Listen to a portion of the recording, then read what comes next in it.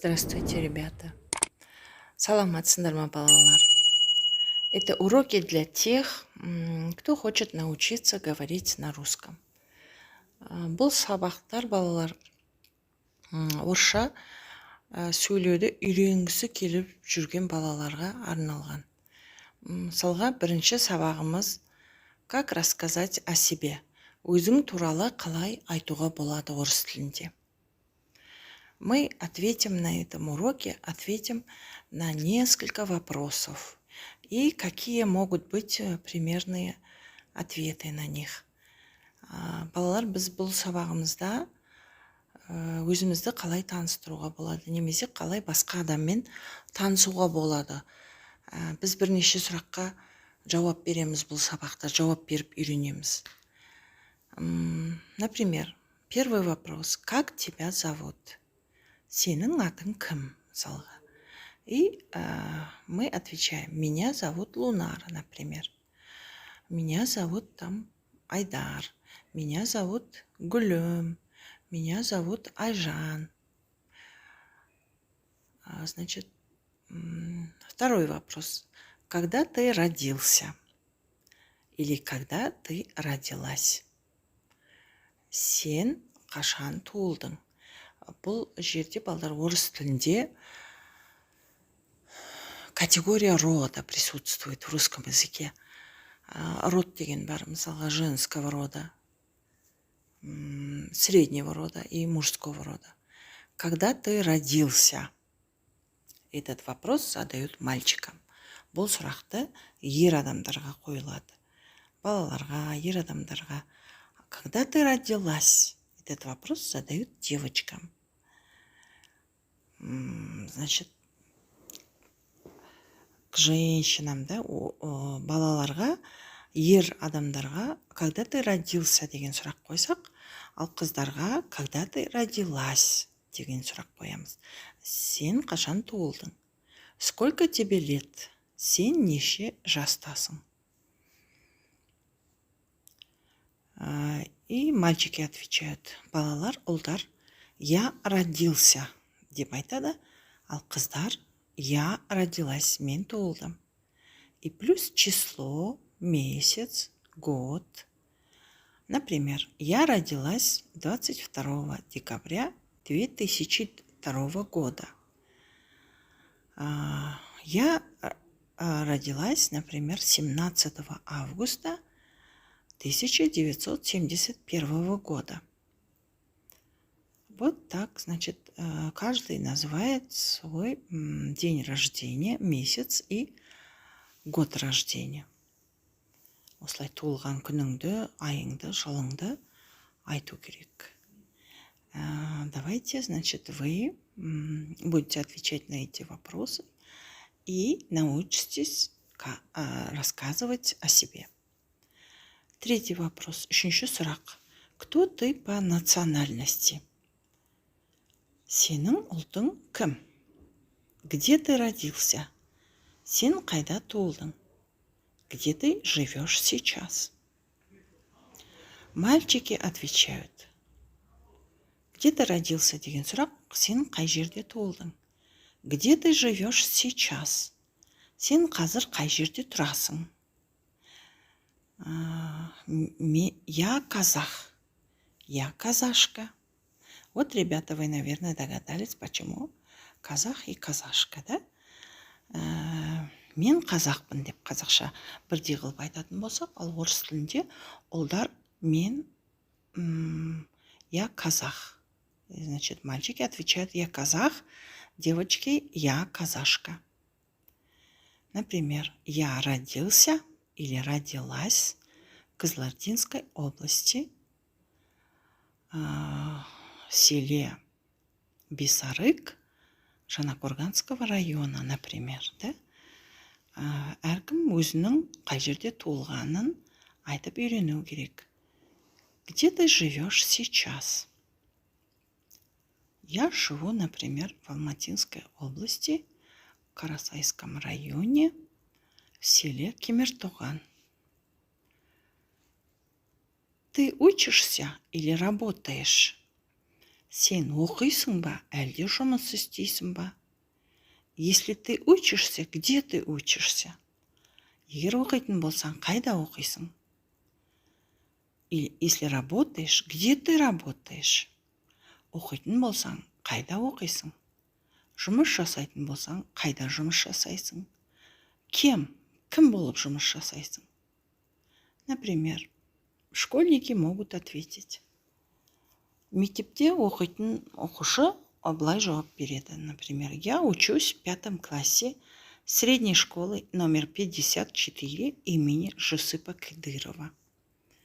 Мен Жүсіп Қыдыров атындағы орта мектептің 5 сыныбында оқимын. Значит, әркім өзі нешінші сыныпта және қай мектепте оқитын осы үлгіде жауап беріп үйренеді. 5-й вопрос, 5-ші сұрақ. Что ты делаешь в свободное время? Чем ты увлекаешься? Сен бос уақытыңда не істейсің? Немен шұғылданасың? Например, я в свободное время рисую, занимаюсь танцами, плаваю, читаю, играю в шахматы, занимаюсь спортом и так далее. Например, увлекаюсь вышиванием, да?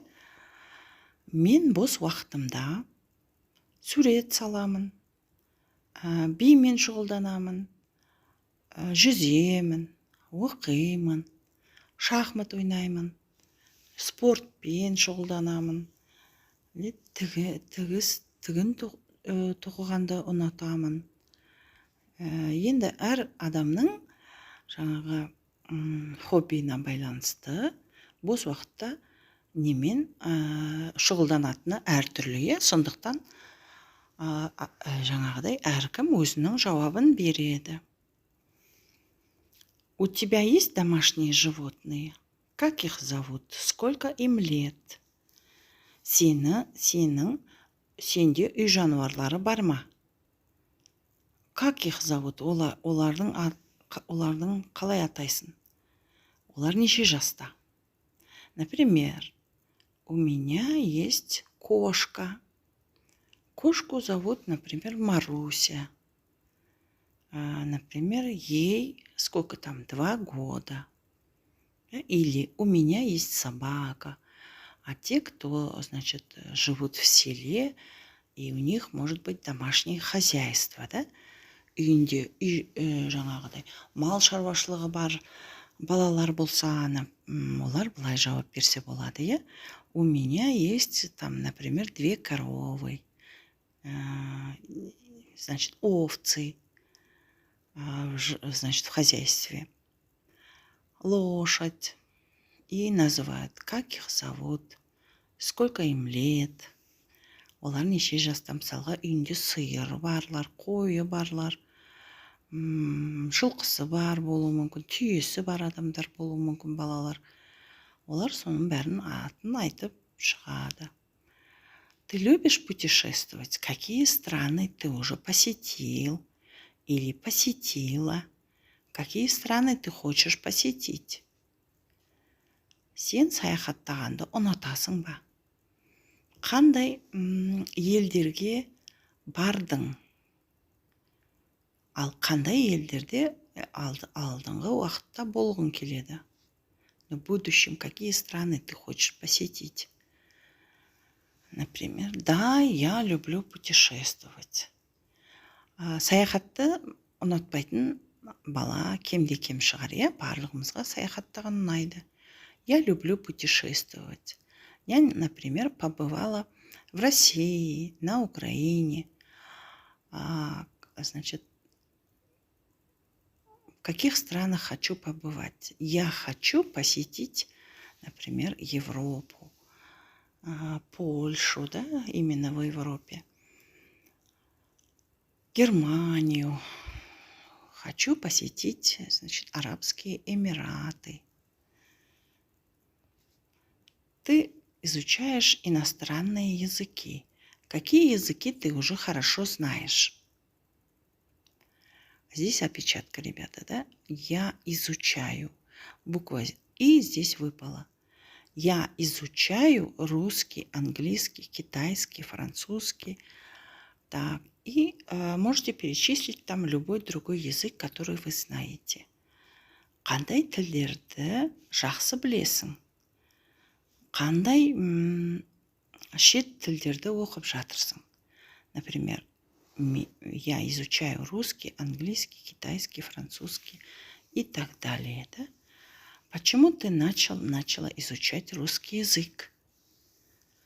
Сен неге орыс тілін оқуды бастадың? Ну, например, потому что хочу общаться на этом языке, да, с представителями других национальностей. Например, вы все знаете, ребята, да, что наш Казахстан – это многонациональное государство. В нем живут более 130 наций и национальностей. Поэтому русский язык пока является языком межнационального общения. Поэтому мы все стремимся говорить, уметь общаться на этом языке. Сіздер барлығыңыз білесіздер, Қазақстан көп ұлтты мемлекет, сондықтан басқа ұлттармен ортақ тіл әзірше орыс тілі болып тұр. Сондықтан біз орыс тілін оқығанды, үйренуді жөн көрдік, 10-й вопрос. О чем ты мечтаешь? Я мечтаю путешествовать, научиться играть в шахматы. Сен не қандай арманың бар? Или немесе сен не туралы армандайсың? Вот каждый человек мечтает о чем-то, да? И у него может быть там даже не одна мечта, их несколько может быть. И у каждого человека они разные. Я мечтаю путешествовать. Мен саяхаттағанды армандаймын. Я хочу научиться играть в шахматы. Мен мысалға шахмат ойнауды үйренгенді жақсы көремін. Армандаймын. Вот у кого какие мечты, да, значит, можно рассказывать. Еще, ребята, почему мы изучаем другие языки? Хотя в совершенстве знаем свой казахский. Потому что человек, чем больше знает языков, я считаю, что тем богаче у него душа. Потому что, изучая язык, ты, значит, знакомишься с историей, традициями.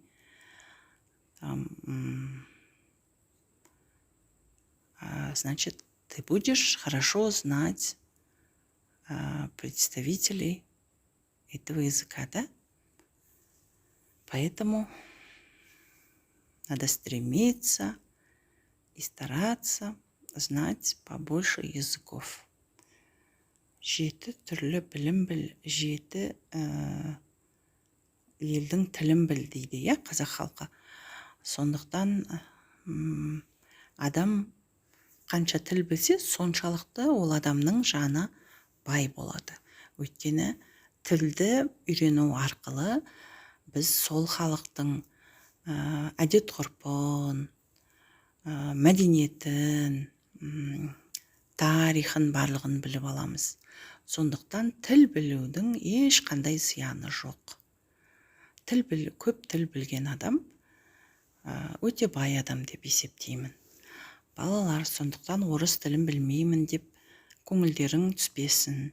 Можно научиться, барлық тілді үйреніп алуға болады. Әсіресе күнде теледидардан естіп жүрген орыс тілін тез үйренуге болады. Бұл біздің бірінші сабағымыз. Сіздерге сәттілік тілеймін. Удачи вам, ребята. Можно изучить русский язык. И не отчаивайтесь. Это наш первый урок, ребята. Удачи вам в изучении русского языка.